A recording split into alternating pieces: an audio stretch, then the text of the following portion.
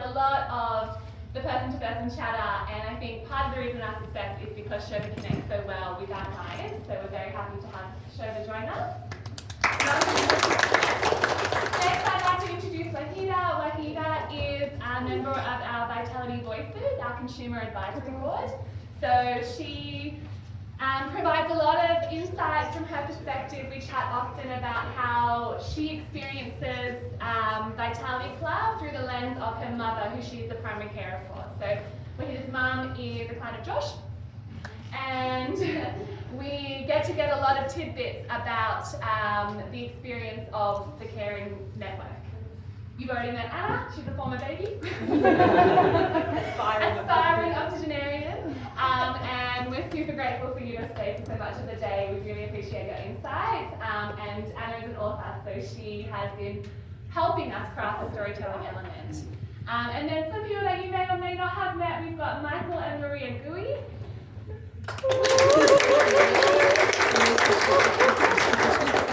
Michael is one of our home care package clients. You may remember him from the skydiving videos that circulated. The man, the myth, the legend. He is seen by a few of you. Yeah, I think that's, we're not supposed to have favourite clients, but I think that's Ivan and Pendo's favourite client. And of course, Maria is his wife, but also plays an integral role in coordinating his care. She's spoken to many of you on the phone, and she's really excited to share from her perspective what it's like to grow old together as well. And our esteemed panel curator, what was your name? And Tina is going to lead us through the final session. So please welcome our panel. This part gets concluded, right? At the end to ask lots of questions, so please save them up, and we look forward to it. Thank you. Thank you. Thanks, guys. Thanks for coming today. We've had a long day of heated discussions, mostly between Ahil and his dad, but that's about it. But yeah, as Gemma said, we wanted to bring you all to kind of just give some different perspectives into what we do and how you guys experience it and how you guys see it from a holistic perspective. And at the end of it, I probably just wanted to get some reflections on what we can do better. That's what it's all about for us. We're going to stick to Vitality Club we name a year every year. The last year was the year of focus. This year's been the year of narrative. And this whole day is generally targeted around the year of narrative, hence Anna being here as a novelist, which has been fantastic. So we want to stick to more storytelling, ideas around how we can convey our message to our clients and anybody else that might be impacted by our aging system. So the first thing that I did want to talk about, and this was actually, Bernard was supposed to be on our panel, unfortunately had to leave, so I'm going to change it up a little bit, but resistance to care. It's a big thing that we deal with quite a lot in terms of all our clients and our staff trying to provide care, but also you can see it on a financial basis as well. So we probably made this quite well aware to you guys, but we have nearly $1 million, I think over $1 million of unspent package funds in our company. That's $1 million of care that people are either refusing after they've been generally told by their ACAT assessor that they need this or their care manager that they need it. So yeah, over to you. I'm going to start with Shobha first, because you have those initial discussions with clients about the kind of care that they want or need before they sign up with Vitality Club. What do you think is some of the barriers that come up with resistance to care at that initial stage? Yeah, from the financial point of view, if they are not on a pension, then of course my first conversation is trying to work out what they want and what they're willing to pay for, and if their income tested fee justifies that. So sometimes I go through how much they spend a month, just going through every service they pay for and then coming up with a plan and then say, okay, now I'll come and talk to you about this with a plan, and I take the numbers to them and look at it, and sometimes ask one of their family members to come and help them through the numbers, and that's the financial part of it, to see whether it's worth taking a package or it's better to stay on the Commonwealth Health Support Program. And Wahida, your mum, I know from our Vitality and Voices meetings, is relatively resistant to care. What are some of the strategies that you've kind of implemented or tried to implement to help her along the way? I think her resistance is her fear and loss of independence. And some of it is real and some of it is not real. A good example this week was she needs to have a grab rail in the shower, and it's actually $100 out of pocket, which really is something we can afford. And I said to her, you know, you just need to sign here, we're going to get this put in for you. And she was like, oh no, I don't need it. And it was like, no, you do need it. You need a grab rail in case you fall in the shower. And her resistance was on a number of fronts. A, she doesn't want to change the look of the shower because I think she feels like it's gonna, you know, start to show that she's aging and you know, a lot of things. I then have to do a lot of persuading to her on a regular basis. And how do those conversations look? Some of it is, you know, it comes out in anger, frustration, you know, we get into little fights all the time. A lot of it, I try and focus some of the conversations through the GP. We have a good relationship, so I will, when we go to the GP, I will sometimes, you know, feed him things that I want and say, yeah, this is what we need, and if the GP says it, then, you know, it's like God said, you know, we need it, and if he had said, yeah, we need a grab rail, we would have got 3, but, so, it's kind of one of those things, but yeah, it's, the resistance is there, and yeah, it's that loss, and it's a fear as well of now needing to have a grab rail, and you know, the dexterity is, you know, is not there anymore, and she's gonna start needing things. Yeah. And is she relying too much on you? Is that? Yeah, it's and I think I think I'm part of the cause as well. I think because I've done so much for her, I've made her reliant on me too. So sometimes I'm like, no, Mommy said I'll get it, and things like that. And when I reflect back, maybe I should have said, no, go get your own tea, or, you know, I won't do it for you, you go and get something or the other. I don't know, I don't know. I think it's like swings and roundabouts. It's like you want to be there for the person and you want to be helpful, but then at the same time, am I taking away some of that independence? I don't know. I don't know sometimes where the line is, and sometimes I think sometimes I'm getting scared myself and my fear. So when sometimes if she falls over or something happens, my fear as well comes out as a negativity or as anger. Yeah. And you know, then when I reflect back, it actually was, I was scared. Yeah, and if I had handled it a different way, I might have been more empathetic. When you were, you know, looking after your father and also in the nursing home setting, what were the techniques that you might have used? And was it a lot of storytelling that helped with, you know, letting people know that, you know, it was okay to take on these services? Yeah.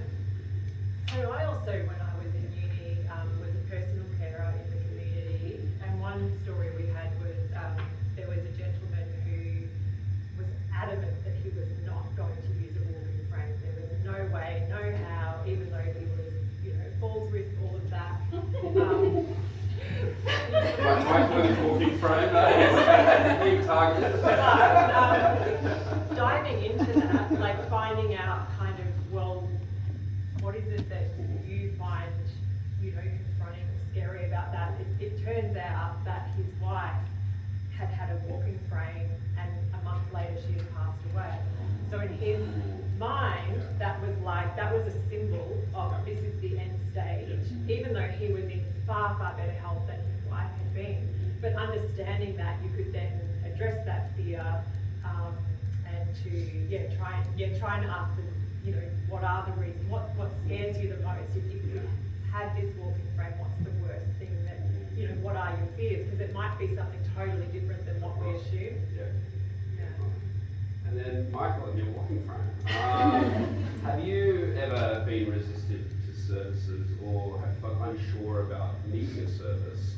And what's happening in those circumstances? When I first started out, unsure of what it's all about. Do I need what they're talking about? We looked at joining a gym.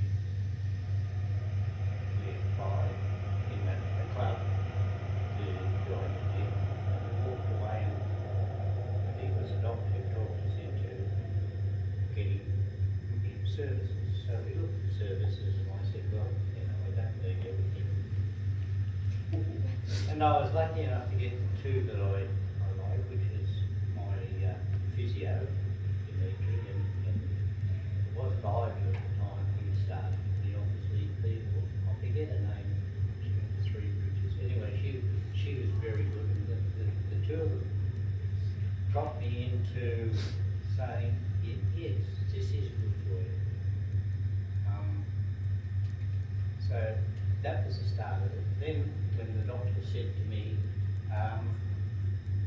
you've got to either use a walking stick or a frame, I said, oh yeah, what for? He showed me the brain scan and all these little strokes that I've had, and he said any one of those with a fall could be disastrous. Then I said, well, yes, walking frame, where are you? And now it's like It's a that. bit slower than that. So Maria lived this experience. And the resistance is still there whenever I'm out, it's usually with the family, and get up to move, or somebody's always at the back of me giving me a hand. I'm thinking, I don't need it, you know, and in my brain it's resistance to it. I've always been independent to it, and this assistance that they're doing for me, I know it's helping me or trying to help me, but in my own mind, I don't need it. But yes, Is there like a benchmark, somebody that you would take the information from and actually take it on yourself without having that? Is it, you talk about your GP and you're like, well, I don't even really want it from my GP. I've got to look at these brain scans to make it work, you know? There's a geriatrician. A geriatrician, A okay. geriatrician, right from the word go. I had two. One of them, but him from the word go said, your problems. You've got big problems. And I'm here to try to put a bit of balance in. I'm not going to be able to correct them all, but I'll put a balance in for you. So that kind of sort of pushed me that way. Without this, my wife, I don't know where I'd be, because she pushed me to it. Unbeknownst to me, I was being pushed out. Were you pushing from the background? Or, from the foreground. From the foreground? All round. Anyone I could get to help. Yes. Was yeah. Because I think we're all, and we never think that we're ever going to be needing that help. You know, we're all so independent, and that's how our parents have made us right from the start. Do this, you know. We're so independent that to give up that independence is the dead end. So, you know, Michael was. I was saying to Juanita, Michael was always very active and he would do do 3 times I'm really lazy, so, you know, if we had to do something, he would do it 100 times, and he'd come back to me, you know, climb the mountain. Yeah. I'd say, I can't go any further, this will do me. No, come on, you're nearly there, You know, he would come up and down, keep going. And all of a sudden, to find that his health had deteriorated, I mean, he always thought that he'd be carrying me, but, yeah, his health went very quickly. I don't think he could accept that. It's very difficult pill to swallow. Yeah. And then to think that you're never going to come back to what you were. Yeah. It's very, very difficult. And you know, to then be reliant on other people and walking sticks and things like that, you know, people resist it to the very end, you know, and in the meantime, you know, as you were saying about the showering, people have that fall because they're trying to prove to all of everybody else, you see, I can do without it. And, you know, they have made the situation much worse for themselves, of course. I mean, and it doesn't, even though I've seen Michael go through that struggle, I still do the same thing. You know, my daughter says to me, Mum, just leave that. You know, I was up trying to get oranges off my orange tree the other day, and my daughter said, oh my God, are you stupid? If you fall, you know what, I know all that, but you know, you think, I can still manage it. One more year, I can still do it. It's just too. I mean, in Vitality Club, we know you guys as the adventurer couple. So, yeah, we can understand that, you know, going through these processes might be a bit of pill to swallow sometimes. And, but it's great that, you're there, Maria, as well, to like kind of facilitate and help out Michael go through that. The resistance has come, you know. Yeah. 7 years ago, I was in Nixon. You know, I was going up hills, I was doing all the time. And all of a sudden, all those things I like to do, I love to travel. I sit down and I travel on now. I don't get in the car and drive. But there is an inbuilt resistance in me. Not to be pushing at all, not to be going out and saying, I'm going to sit in the chair and somebody can give me up. I can do that. I don't know, it's just it's just a streak of stubbornness or whatever it is. Well, I think it kind of follows on to my next question about losing identity a little bit. And I'm going to actually borrow from Wahida because we had a really great discussion yesterday in our Vitality Voices meeting about how Wahida generally felt like she had taken on the personality of her mother because she became the voice of her mother, and she was her mother was losing her identity, and at the same time she was losing her own identity because she was no longer Wahida, but Wahida and plus mum and services required. So I did want to just, if you could elaborate on that a little bit, Wahida, and what kind of things you said yesterday. Yeah, I think what I was saying yesterday was I felt like there was a role reversal, that I was now the mother and my mom was now the child, and when we go and get services or we go to the GP or we go to wherever, I'm her representative and I'm doing a lot of the conversation, partly because for my mum English is a second language, so I'm doing a lot of translation, and partly because some of what is being told to my mum is going over her head, so I'm just sort of explaining to her what they're saying. But then there is also this thing where my mum is a beautiful 84-year-old who will not ask for anything, and even if she is in the most amount of pain, she will say, no, I'm okay, like, it's alright.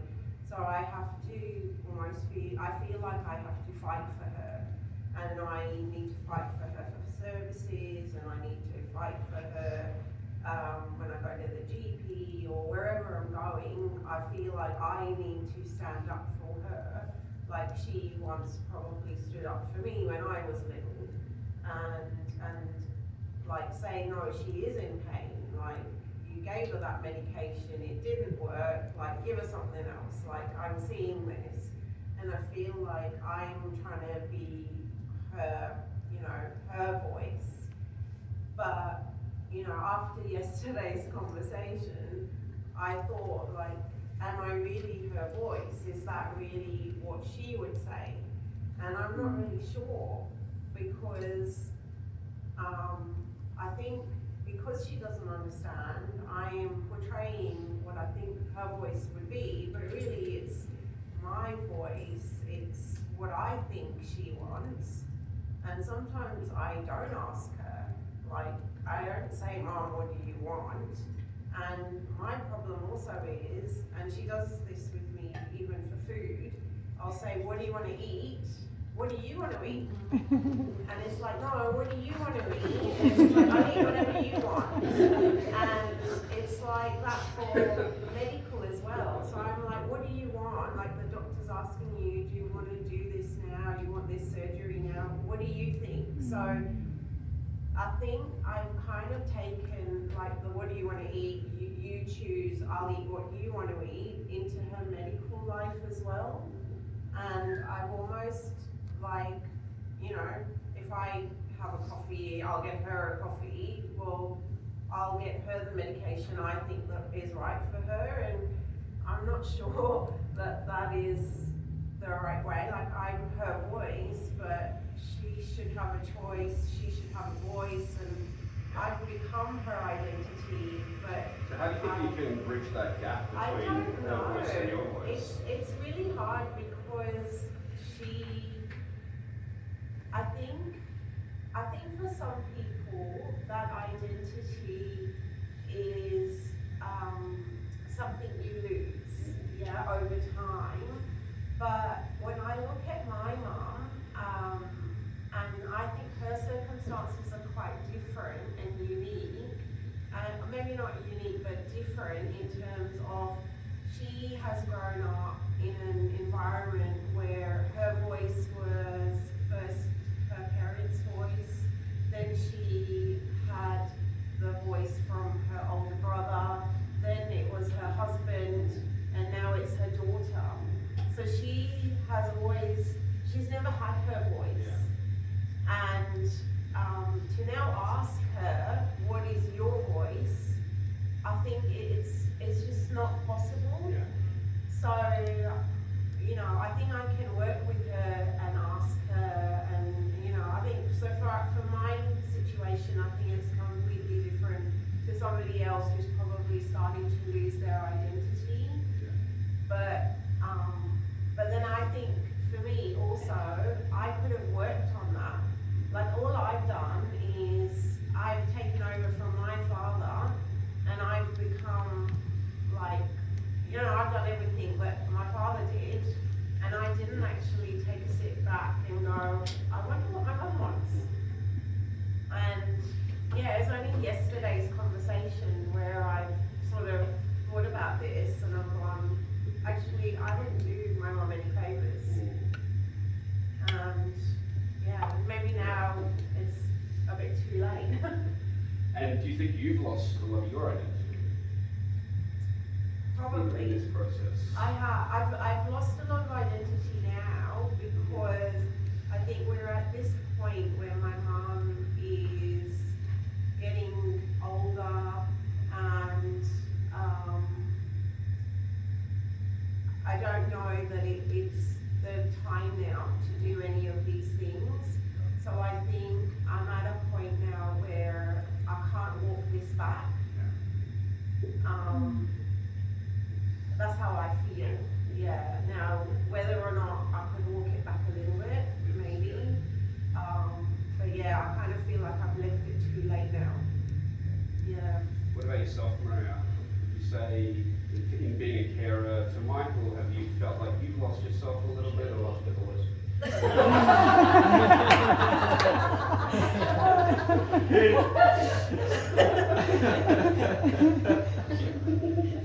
I have to push.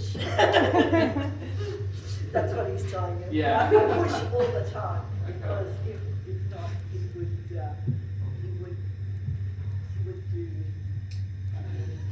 very little. Very And what stress does that put on you? It does put a stress on other people, Yeah. you know, and it does make you very,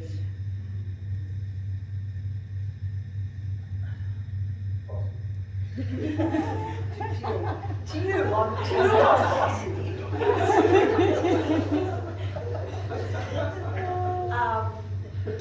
We're here for the banter, by the way.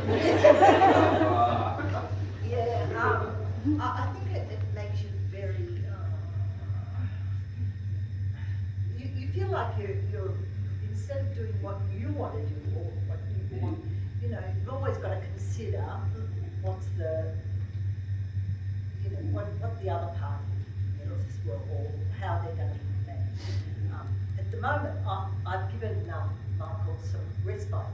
Our family, I was just telling them that my daughter and all her family had gone away for a month. I only had to feed the goldfish. And she said, would you call in a couple of days a week and just feed the goldfish? And I said, oh yeah, I could do that. I said, oh, I might just come and stay a day or two. And she goes, feel free. And so I said, Michael, I'm giving you some respite. I don't know how much kinder I can be. It's a win-win situation. You know? Rob and I thank you. and it's nice not to have to think, you know, sometimes you don't feel like cooking, right? You know, or you don't, but, I mean, is Michael gonna get up?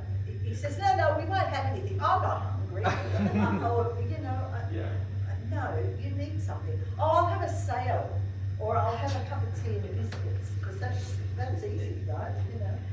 And I go, no, okay. So you know, of course it takes its toll on everybody. It makes you a little bit bitter on some days, and all that kind of thing. It just And what keeps you going forward? oh. You know, for better or for worse, yeah.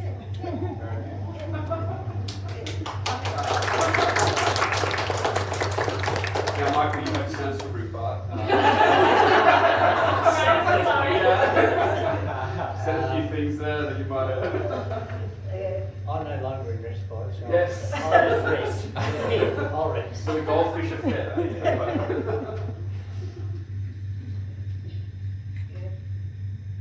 You've usually got plenty to say. Yeah.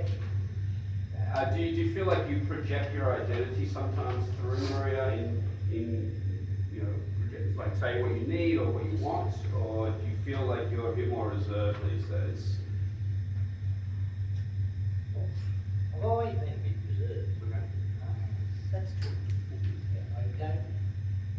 Hard to believe, but yes. I don't ask, and I don't want much. Pretty simply, my needs. And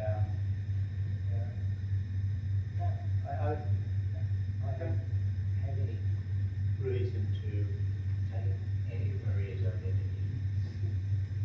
Because in the household, we've both got our own thing. Maria has hers. Like Maria went to Water Rabbits this morning. She said, well, there's still room for you in the bath. And I said, no. She needs her respite. And video. So I suppose that way it's, Yeah.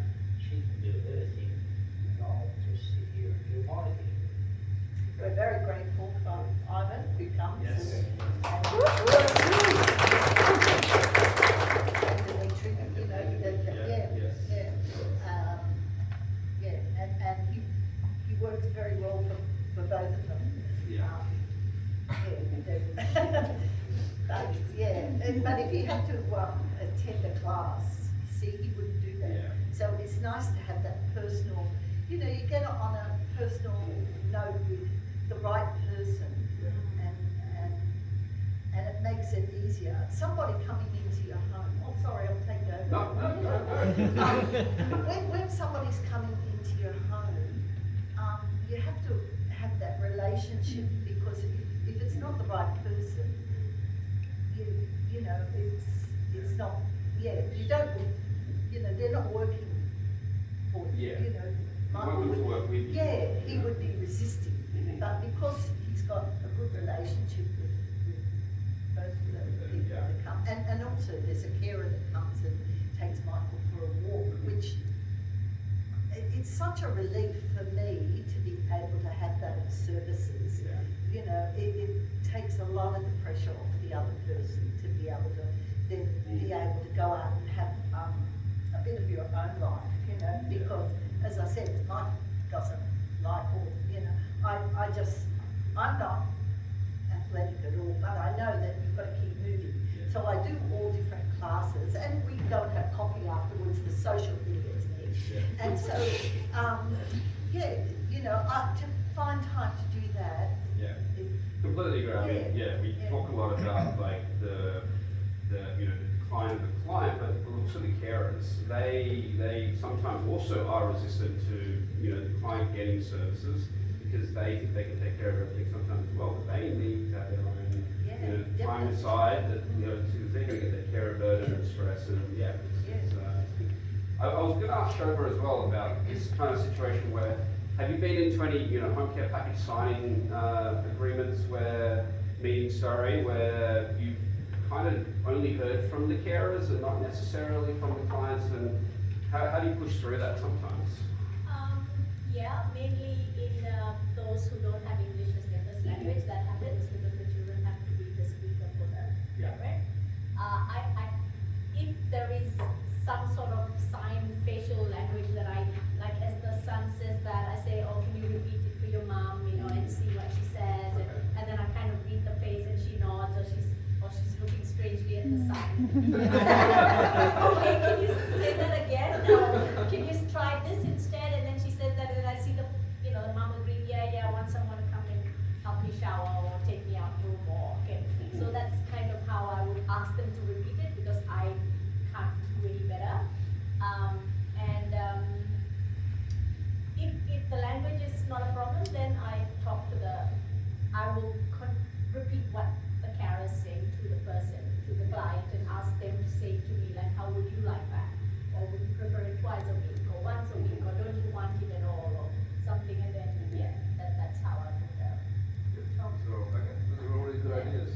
And Anna, you wrote a novel about a person who was maybe losing their identity, but then found their identity. Can you just walk through the inspiration behind that and some of the steps you got to helping Fred find his voice? Yeah, that's a tricky one.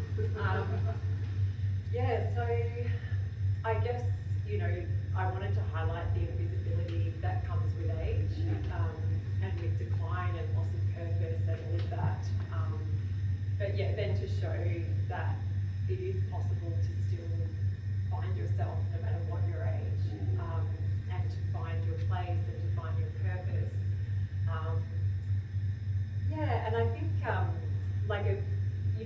Fred was inspired by my grandmother, and my grandmother was Dawn, but just sort of seeing their relationship. So he was in the nursing home with dementia, she was visiting him, but looking at their identities, how that changed things and their relationship. So, and I think one thing that gets overlooked, and I tried to highlight a bit in the book, is still that importance of romance.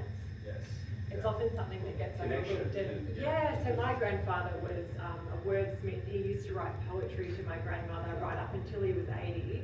But then dementia took away that ability. But not only was that part of his identity that he lost, but my grandmother, like, they had a love story for the ages. Her identity was being this incredibly cherished woman who was given flowers and who was given poetry. And so, you know, I used to help him to write little cards to her that he could still sign, and so that he could keep loving her in the way that he wanted to. So I tried to, through Val and Albert in the book, for those that have read it, highlight the importance of that side of identity as well. Oh, super beautiful. Yeah. Okay. Well, puts a lot to shame, I think. Start writing. Yeah, we need to write more poetry to your partners. I think I want to continue on with that, with the storytelling. Because, as in the Year of Narrative, we're all about trying to project people's stories. And yeah, Fred, once again, the story is kind of untold. What are some of the barriers you think that people face with trying to get their story out in the aged care system? Is it lack of exposure? Everyone has these amazing stories, including yourself, Michael. You see these skydiving photos and things like. Why are these stories more well known? Maybe for yourself. I think as I said earlier, I think age is not valued in our culture, whereas in other cultures, older people are really respected and revered, whereas it's so common for older people to just be overlooked simply because of their age and not given a second glance. Often the portrayals we do see are those, really caricatured portrayals. So I think that's a barrier, but I do think we're moving in the right direction. I think, the response to the book has been a really wonderful thing to see that, I've had people write in and say, oh, that really made me think about it differently, and it made me think about someone with dementia differently, so we've just got to keep pushing that story that, that you're not stagnant, that you don't just stop, and, that those stories are so valuable. Yeah, and we want to empower these stories, I think, because they're fantastic. I think even in our business, we have a Slack channel that's which is a kind of communication tool, and there's this one called Feel Good Stories, and some of the stories that come out of that are just so beautiful and brilliant, and it's everyone, I don't know, hearts it or has a little smile at the end of the day reading some of these stories, and it's I can't believe that these aren't more widely known or and I think the intergenerational contact is so important. You see the old people's home for 4-year-olds, but also in our nursing home we partnered students from the local high school with a resident, and they would sit together once a week for 6 weeks, and they would chat about everything, and at the end the student would provide a life story. And that was wonderful for the resident, but it was also wonderful for the student to see this person who has had this life, and they're, that life-filled, not youthful, but life-filled, and to value those stories and to see them more than just an old person in a nursing home. Yeah, definitely. Michael, when people come to see you, say Ivan, for example, and you tell your story, do you think you're getting through to them? Do you think they see you as that person that's lived that life? I'm just trying to do memories. Yeah. Like Maria and myself, we had camper van, and it was good. We just used to have a park outside the house. You might want to go away for a couple of weeks, just get somebody to look after the dog, car throw. We used to travel all over the place and do lots of things. And these are the things I'm trying to talk about a lot, because there's so much enjoyment in it. You see them on TV, but to go out there and do it is something entirely different. And it brought a lot of joy to us. I remember one of the first trips I said to Maria, well, we're going to Perth for holidays, and she said, oh, how are we getting there? I said, 3 days on the train. And she said, 3 days on the train? So when we arrived from Perth, she said, that's the best holiday I've ever had. We did nothing for 3 days. And these are the types of things that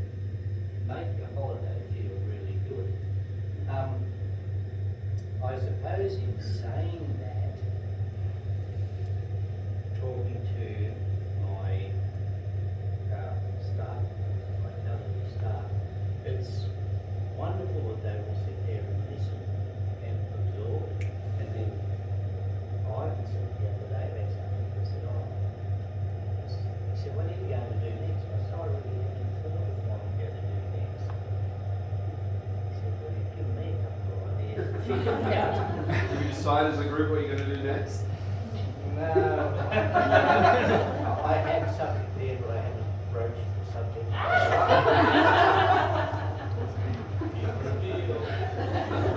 The last laugh.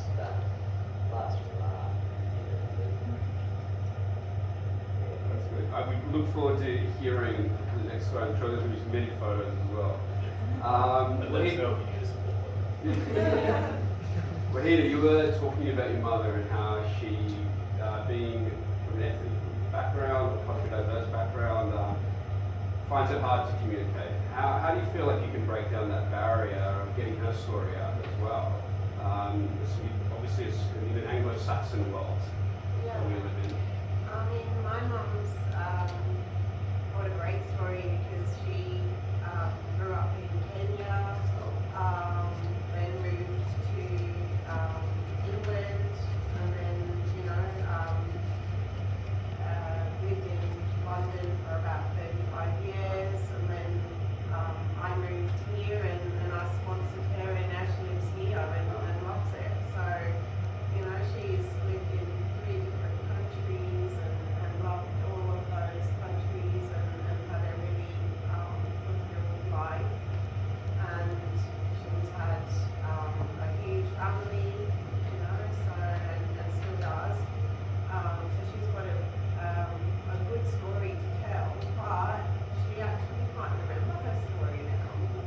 So when I say to her, oh, do you remember you lived in London? And if I even show her, like when London comes on TV, and I say, oh, do you remember this? We used to go here. She doesn't remember things anymore. So yeah, it's quite difficult.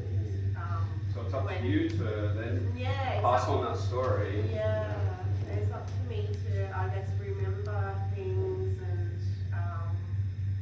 remember her story Yeah. and remember what she told me. Yeah. Very cherished memories, I'm Yeah. sure. Yeah, definitely. I wanted to step back a little bit to the aged care system as a whole, and just kind of the blind spots that are there. And I'll start with Michael and Maria first, but just how are you finding the provision of services, the budgets, everything? We're coming into a big period of change with the Support Home program. Yeah. I think that nervous laugh says it all about how you may be feeling. What's some of the challenges that you see that you maybe could be improved on, or even Vitality Club can do?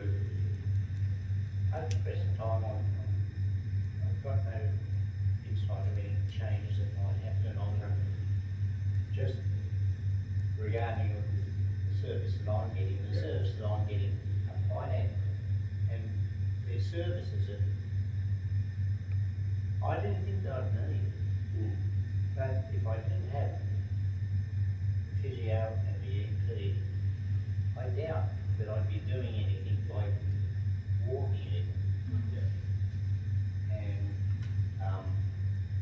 enjoying having them there and talking, things like that.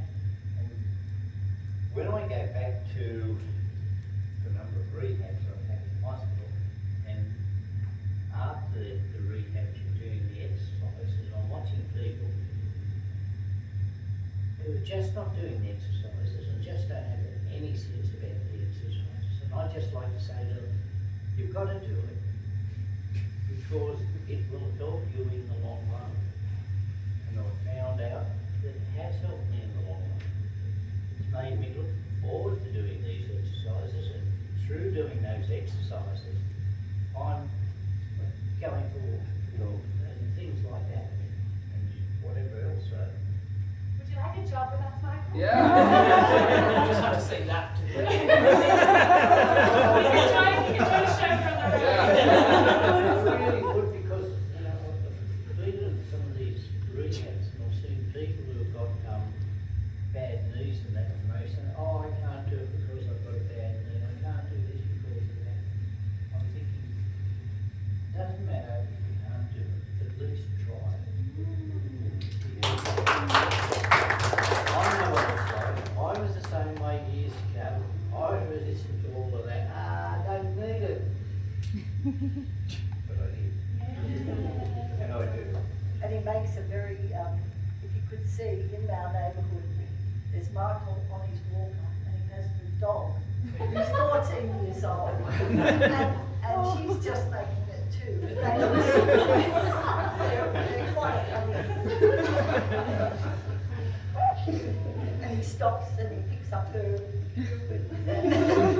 bag, and he come home the other day, he was fighting fit because someone going past said he was trying to get down, and someone said, "Don't you leave that there."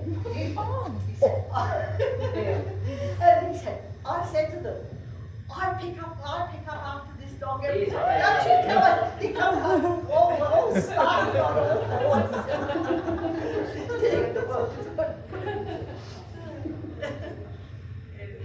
That's, maybe you're not so resistant as we thought. Maybe you are the background pusher or the foreground pusher. No, I'm not.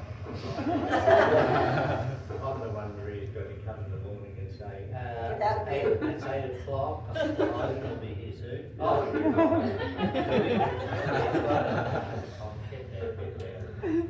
Oh, Wahida, similar question in terms of the systemic aged care system. Have there been any frustrations for you that you wish could change or could be improved upon that you've seen as a carer for your mother? Yeah, I mean, a lot of frustrations I had earlier was just really understanding the system. I didn't even understand, like, I didn't grow up in Australia, so trying to understand the system's been hard. Then I've sort of learned things on the hoof. You guys through Vitality Voices have been great, and I've loved your support in getting some help there. I waited, I think, 18 months to get a review from my aged care or whoever it was, and I pestered them so much, and I felt like I was really stalking the person, but I felt like I needed to do that, and then even when I got the call to say, oh, we're going to come and review you, they said, oh, we'll do it on the phone, and I said, no, you will not do it on the phone. So I had to really, stalk these people and like put my foot down and say, no, it won't be on the phone again. I've had a phone review and we got nowhere, and I just feel like the whole system, like I understand it needs to be robust enough so that people who are going to try their luck don't get through the system, but at the same time, people who actually need the system for help, I don't know how they're going to navigate it, because it is just too hard and too challenging. And even now, when my mum has now been told she will qualify for a home care package, we are still on a waiting list for that. I'm still unclear as to what it is we're going to get. I've been contacted, I think, 3 or 4 times by different providers to say, oh, congratulations, you're going to get something in 3 months. Don't know what I'm going to get. I guess you're really now contacting me because you want to get something from us. So, like, everyone is now making contact, and it's like, okay, but I still don't understand. So my husband keeps saying, oh, so what is it we're going to get? And it's like, I have no idea. But we're going to get something. We're sure we're one of those people No, you weren't one of those people But that I have called you before. You have called me Yes, before. yes. So it's like, okay, we're going to get something, but yeah, I don't know what. But yeah, I just find it really, it's like gobbledygook. And so you wait for something, and you're really happy you're getting something, but you actually don't know what it is you're getting. And yeah, and I feel like if I wasn't there and people were ringing my mum directly, she'd be like, I don't even know what she would be like, because she would be beside herself going, what is going on? People are ringing me, like, what do I do? Yeah. And for me, I'm her in between, and I'm going, yeah, no idea, but we'll figure it out. If you're going straight to the person, they must be going, what is going on? And yeah, I know, it's very, very difficult. Yeah. I was in the post office the other day, and there was a lady, English speaking, that was having trouble. She had the letter, that's all been sent around, Yeah. that tells you nothing really. Yeah. But, That's very true. Gives us a and she was going to the post, like she's waiting in this big long queue to ask at the post office what's this all mean, and I was trying to explain to her. I said to her, just it's very, very difficult for people that haven't got anyone to be spokesman. Your mum's very lucky to have you, really, and we're lucky that we've got good family the people that I see so many people that really need help that could do, and have no idea where to go for it or what to do. I know there is help out there, but it's very difficult to negotiate all that, and you have to be so committed.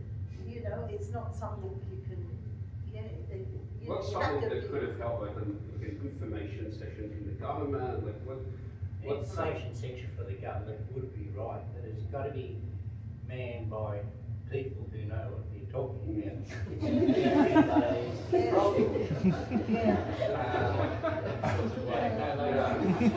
I've got a friend whose son is in DIS, and she's got a friend whose daughter applied for DIS, and she was asked on the phone, what has your daughter got? And this friend said, well, she got multiple sclerosis. Apparently, the person who was interviewing this woman said, oh, and is she likely to get over it? If this is the first line, you've got to imagine what the back line is like. So this is where they've got it, instead of, we've got to have a quota of people there.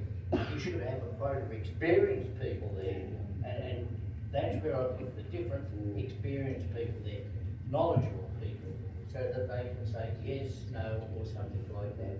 Instead of it getting on to where you do have to interview somebody and you think, how did this person get here? No, this is a waste of time. It should be right at the front, but doesn't seem to be. even a level before information session from the government, general training Because of people give up. everybody. People just give up because it's just frustration.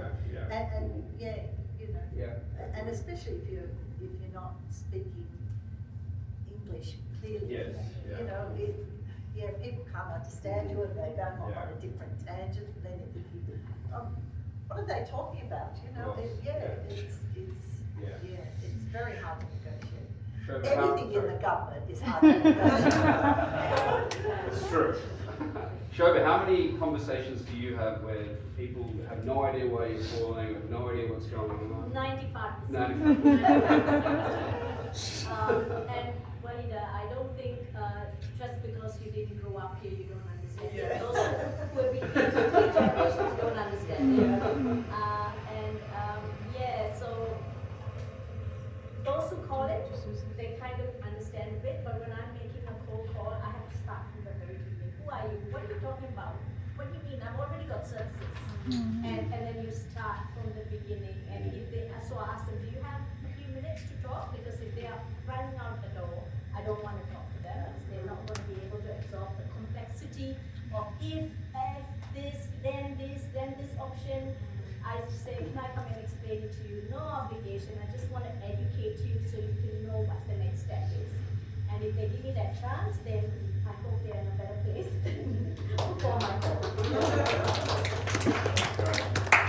And Anna, when you left your medical career to jump into your father's nursing home, grandfather's nursing home.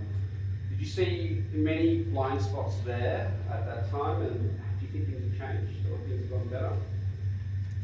Yeah, for me, the social side is always lacking, and like, because obviously people have a hierarchy of needs, and like, you know, the medical needs have to be taken care of, you know, showering, toileting, but yeah, like in my background, like, and I was saying it to the group before, that, you know, loneliness is as harmful physically as smoking 15 cigarettes a day.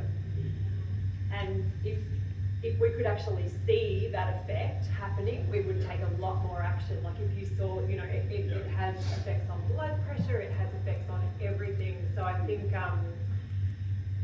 it's not valued as much as it should be by the medical profession, because, yeah, if they put money into prevention of loneliness, they're going to save a lot in treatment. So, you know, it's always better to prepare than repair. Yeah, preventative care is it's something that Vitality Club is wanting to do, like we're championing, but it's also sometimes hard to measure the outcomes because Very hard. the bad things never happened because we prevented it. Yeah. How do you put a dollar sign to that or like a lifestyle sign to that or anything like that? So totally agree, totally understand that. Got to get somebody famous to have you. Do you know anybody, Michael? Very famous economist called Michael Porter, who did value-based healthcare, like did a study on it, and he changed the whole equation of how healthcare costs are derived based on moving the prism from like curing a disease to improving your quality of life, and the amount of quality of life adjusted years that you would get from engaging in a treatment regime. Those all can be just numbers placed in front of you. Sometimes until you actually feel the decline, you're not going to necessarily go, I need that right now. Unfortunately, in this age, if it hasn't got a monetary quality to it, it's no use. But I There's no think excuse. everybody here, if you just give people a bit of respect and a bit of like a friendly face.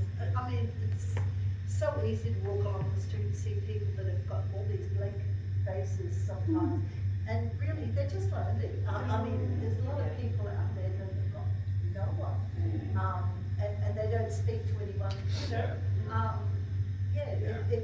you know, just a little bit of your time, which Yes. I mean, I haven't ever had anybody come that wasn't, but you know, it's just you forget it is a job, but it also requires you.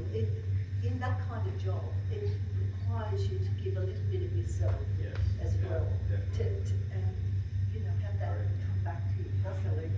Yeah. It's definitely one of the first things Helen and I actually identified when we started Vitality Club. We actually started as a free walking group in Strathfield Park. Every Saturday morning we would walk 40, 50 people around the park if they were over the age of 65. And we kept on asking them near the end, like, well, what keeps you coming back? And they're like, I want to see my friend. Yeah. This is the one time I get to see my friend every week. Yeah. And we go walking and we chat, and then it's hard to connect during the week, but you guys have organised this regular thing. So social isolation has been one of the biggest things that we've tried to harbour in the business. Yeah, it keeps the human race. I mean, that's what that's what we need. Is that connection. Yeah.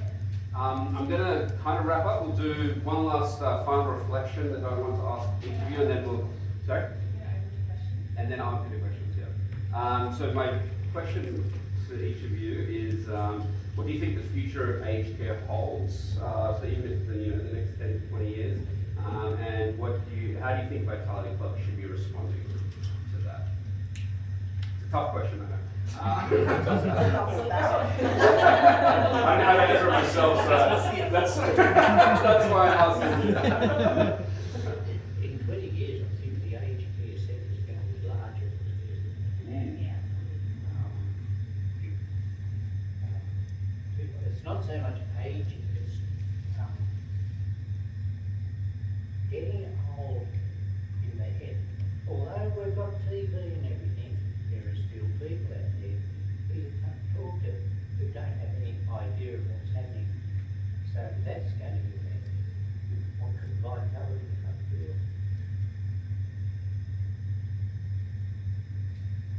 The services they're supplying, Vitality Club supplying, are very good. My friend who was on a package with a certain organisation was given a week's notice that they weren't doing the packages anymore, and she was having all the trouble in the world trying to find another supplier. But Vitality Club keep the way they're doing, and I think talking to your patients more will, at the present time, will give you a better understanding of the way the world is going at the present time. That's all I think. Okay, thank you. Maria, have you got any thoughts? No, like I was saying, I just think that, like Michael, just to have that little bit of interaction, even if it takes their time from their exercise, you know, you can talk while it Yeah. does make such a difference to some people Yeah. who don't see Of course. other people. You were slightly talking before about carers that you like and carers that you don't like. And is that the gap there? The ones that kind of interact with you and I think everybody needs somebody different. Yeah. You know, when Michael was going for, when I was trying to get him interested in going for a walk with somebody else, he's going, no, you can do it. And I said, I know, I don't want to do it. Let's just get you a friend. And you know, then we had different people, younger people. You know, they weren't compatible. They didn't want to listen to his Yeah. stories, or you know, they just wanted to do the time and do the walk. And you know, you need, everyone needs somebody, a different companion, Yeah. like we have in friendships. You know. Yes.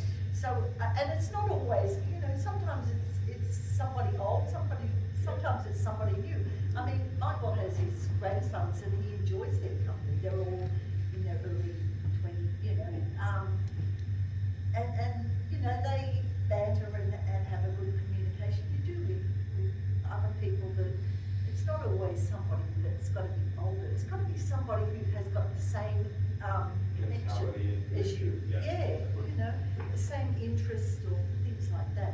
So yeah, it's not actually about age or it's your connection with people. You know, whether they come to your home and you know, sometimes you just can't help it. You just not on the same wavelength, Yeah, and you yeah. think, You feel like okay. there's a stranger in your house. There's a Yeah. stranger in your house, somebody, Yeah. and someone else comes in and think, oh, they're like family, you know, Yes. they just, you know, banter away and, Yeah. just. You can let us know if Ivan talks too much. Oh, they're like 12. Thanks for that. Okay. And I know you actually answered this question in your speech before, but if you had any further thoughts about maybe Vitality Club and I'm really hoping that you guys do the Dementia Village and Yeah. work there. So that's my, you know, That's- I have a passion for dementia care, and that is the model going forward, and with the aging population. yeah. And the second challenge is going to be getting the right staff and enough staff in aged care, like attracting Yeah. new blood to the industry that are there for the right reasons, that are that's full of right. compassion and empathy, and that's the challenge, is to, you know, be advertising aged care as a wonderful, fulfilling career. Do you think technology will displace aged care staff?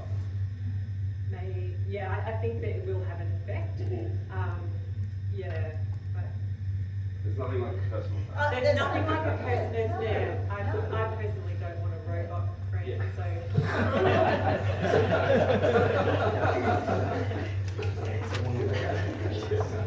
I'll jump over to you, Wahida. Yeah, I think, I mean, when I look back and, I mean, you asked me yesterday, what does retirement look like to you at 65? I don't think that's the number anymore, right? So is it 65, is it 75, is it 85? Like, I think in 20, 30, 40 years' time, there isn't going to be a number.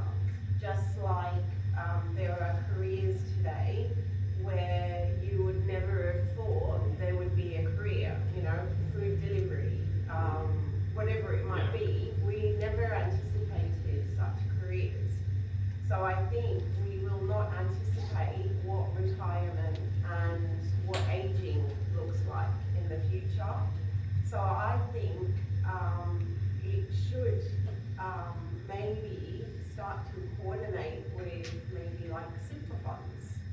and maybe start to,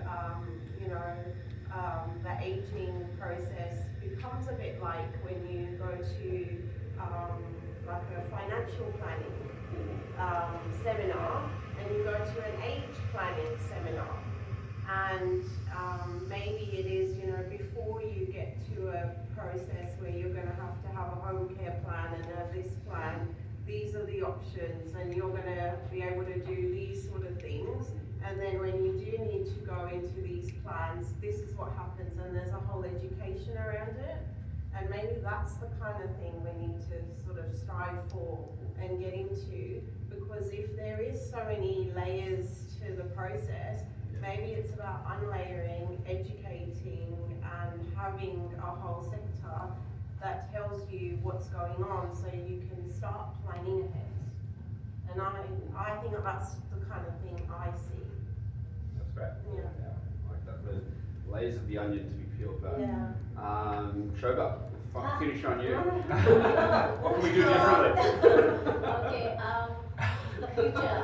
I feel there's always been a gap between like carer and companion. They try to, I think we should emphasize on that more, because sometimes the carer has to be the companion, and like you said, people need friends, and I think it should be separated, and there's a better way to do that, whether it's a volunteer programs or students having to do like a payback. I think some countries have that, where uni students do time with aged care, and then it comes back as part of their funding for pensions. Like the hours put in, they get back 3 hours when they get older. That's sort of a combination. Like a barter system or something. Yeah, that's a good idea. Yeah, they do have it in some countries. I think Finland Yeah. have something like that. Yeah. And the Netherlands has subsidized housing, so if you live with an older person, then you get half rent. Yeah. So it sets you up, so it's like a, yeah. Because of, that was my next thing, because of the old-fashioned intergenerational living, which we all grew up with. This would be a government way of doing that, where you have young people living with older people, and you understanding, and they probably have something that we're all lacking in this industry, time with older people. So something where all this can be put together would be something, yeah. Alright, we'll discuss it the next meeting. Thank you so much, guys, and we're going to open up to the floor for any questions. Lovely guests. Susan. So I'm first generation, which means that I was my family's mouthpiece, because I learned English the fastest, and then that I had to learn all the systems and then explain it back to my parents.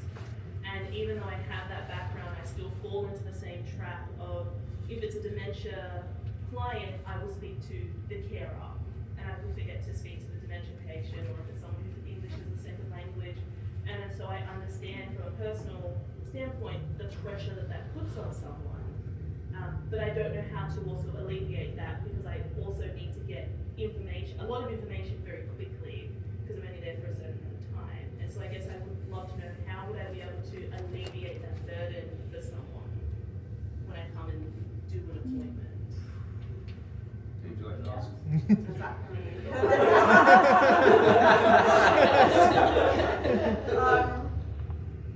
It's a tricky one, because I guess the only way to alleviate the burden is to ask the individual themselves. I mean, if you came to my household, for example, and you were just talking to me, my mum would just switch off, and you and I would just be having the dialogue without her. Which I do get, you've got an amount of time in which to do your service, but she is probably not going to get the best outcome, and you are probably not going to be able to give her the best service that you would be able to give her. The best way of doing that would be a three-way dialogue, which would be you checking with me, is that okay for her? It probably wouldn't take as long for us to check with her, and we would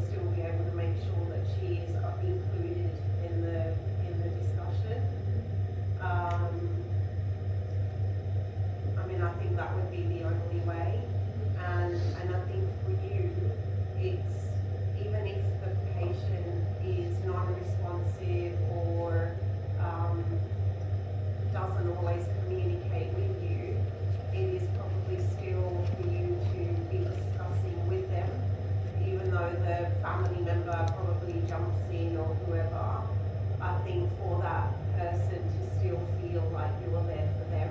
Yeah, like I've been Yeah, engaged with. yeah, because you are there for them, even though someone like me is probably going to keep jumping in. Yeah, that's probably more like for the family member than to then be able to take a step back. Because if you keep talking to me, I'm going to keep forgetting to include my mum. Whereas if you keep talking to my mum, eventually I will get the message to butt out. Yeah. Thank you. Yeah. Oh, William. I just kind of want to piggyback onto what she was talking about, the assessments and the limited time that we have, and then creating a dialogue with, of course, the actual person that we're trying to get the information out of. Would it be helpful, for example, if we were to send kind of those core information that we need from her or from the person that we are trying to get beforehand, and that way you could have that dialogue with them in person before we arrive, and then kind of relay that back to us, or would that kind of defeat the purpose of asking the actual person in person? Again, me? Yes. So I was just piggybacking off, yeah. I'll be truthful. If you had sent me something before for my mom, I'd probably just do it without her, depending on what it is. Yeah. So if it was a questionnaire and it said how many times a week do you cough, do you sleep well, blah blah blah, I might ask her how you've been sleeping, but I would know how she's been coughing because she lives with me. Like, not everyone's going to be the same because they might not live together and they might have to, ask questions. But for me, we live together, so I'm going to know certain things. So I may fill it without her. When you turn up, I'm just going to hand it to you. You're now going to think we had a discussion. We did not. Yeah? Now, you could do this another way, which is I filled it out, and then you have a discussion to then ask questions to just validate what has been filled out, which would probably still save you time. You won't spend as much time filling it out, but then you can still validate it with the person. So that might help. Still, I guess, quickens up your process. And doesn't waste too much time. But then not everyone's got the technology to fill out whatever it is. So you may want to do that, or you may want to leave it with them and say, well, I'll pick this up next time. Do you want to fill it out? Yeah. Yeah. So I mean, I guess those are options. Okay, thanks. Yeah. Andy? I have a question, but it's kind of, I guess, a little bit, gonna need a bit of context. I guess this is relating back to something that Gemma started to give her on talk. Essentially, it's like talking about what kind of person do you want to be, and I guess in a way to kind of get insight into what kind of person we can be. I guess for each person, if someone, as a theoretical thing, was 10 out of 10, like the person that would solve your problems, not what they look like, but if they went to you, what would you expect them to do that would actually be 10 out of 10 service provision? So, for example, if, like, taking a show, for instance, if she, for example, couldn't see the client and someone came up to you, show, and said, there's a 10 out of 10 facilitator, and they could take away some of the stress you did, what would those actions look like from that person? And I guess, like, for each person, it'd be like, what's the 10 out of 10 person for caring for your mother, for instance? What would be the 10 out of 10 social worker that would be in your experience? If it was a VP or a service, what would be the 10 out of 10 person? What would they be doing that would be cream of the crop, essentially? What can that look like? It's a bit of a tricky question, but I think that it varies yeah. from person to person. Yeah, of course. But in terms of like You might have introducing, somebody who's got dementia, and you Yeah, might have yeah. somebody else who's got dementia. Yeah. But the two cases of dementia could Yeah. be entirely different. Yeah. So you couldn't really mark them Yeah. out of 10. Yeah. I think there's a certain amount of empathy that you've got to have, and a certain amount to show to the patient. If you're good with the patient, for starters, and get along well, and you very slowly but surely build up a relationship, you can get to that point where there's trust in you as a carer, and trust in you as a person. It's trust in you as a person, thing with any type of, whether it be old age care, whether it just be medical care, whether it be anything, it's trust of the patient and practitioner that brings out the best results. You go to a doctor, don't trust them. But you've got further burden, you've got somebody who is a little bit, not as well versed, that you've got to converse with, and you've got to really get their attention and be happy with it. And the person you're caring for has to be also happy, and they're the ones that you've got to look for. It's about all I can say. Do you want anyone else to answer? Yeah, absolutely. Yeah. Anybody else? Like, because again, everyone's situation is, it's quite a big question. Right? So, I think it's very, that's kind of like a big thing. What would that person be, and how can we be as close as that person we could be?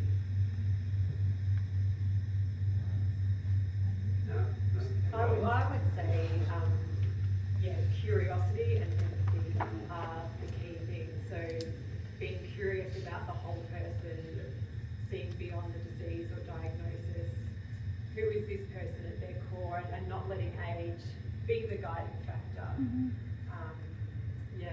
Those 3D kind of dimensions of the whole picture.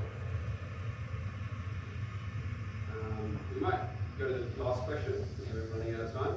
Gemma? Yeah, thank you. I'm going to, no offense, but I'm going to honour the wisdom of your years, Maria and Michael. What is something about aging that you didn't expect? That we didn't expect.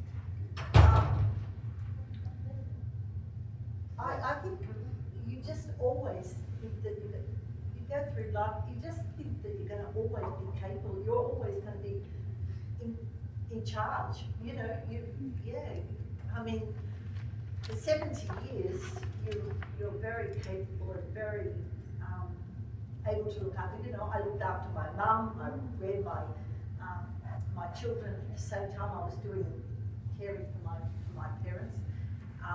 And then I had my grandchildren, and you're managing all that the same. And then all of a sudden one day you think, oh my God, oh my back, you know, something goes wrong, and you a day in bed does not fix it, and you know it just goes into, and all of a sudden you find, oh my God, I'm really feeling tired, and I'm old, and you just, and you don't bounce back, you know, like usually you have a day in bed, or you take 2 Panadols or something, and you're back on track, but it doesn't happen, and I think that's, and it's sudden. You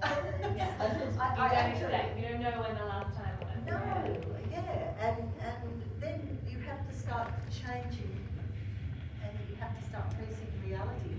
You know, you can't climb up that ladder because if you fall, you know, there's consequences, and you have to start considering consequences, because you're not going to bounce back like you used to. You know,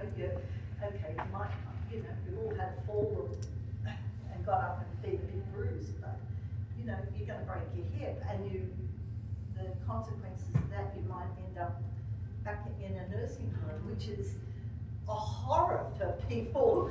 You know, that's what, you know, no one ever wants to be in a nursing home where you're although I always say Michael would be perfect. He loves everything done for him. He would be perfect, and he's very easygoing, so you know. But you know, most of us don't. You know, we would miss our old life with our comings and goings and being independent. So you know, I think that's the shock of it all. It is a shock too. It is a shock to find, oh, you are getting old. You have to face it. Michael, did you have anything different?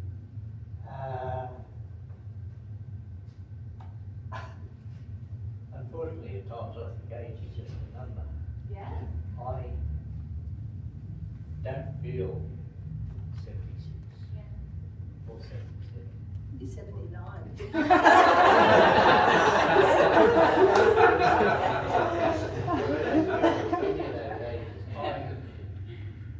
Muriel, I'm virtually the same today as I was last week. I'm here. I'm here to. There's still things, although I can't do them all, that I still like to do and would like to do, and there's still dreams that I do have. And Yeah, you don't lose that. Yeah. You know, that which you don't want to do, you know? Yeah, that's, It's like, it's hard for me to say anything about that because I don't feel old. Maria will tell you, he says he's not doing anything and he's not doing anything. But really, you know, when he still dreams big. I still dream well. But I've said for the last few years, age is just a number. It's the way I feel inside, and the way I feel inside is I feel good inside. So it's a bit hard to ask about aging in myself.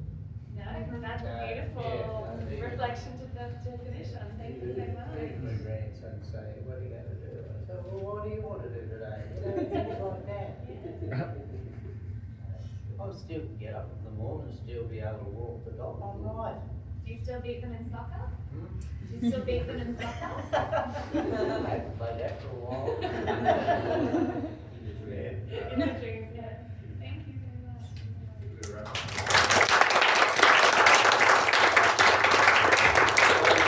Absolutely brilliant. Thank you everyone for coming and making the trek out. Yeah, that was great. Thank you for helping us finish our company-wide retreat on that note, guys. Really appreciate it.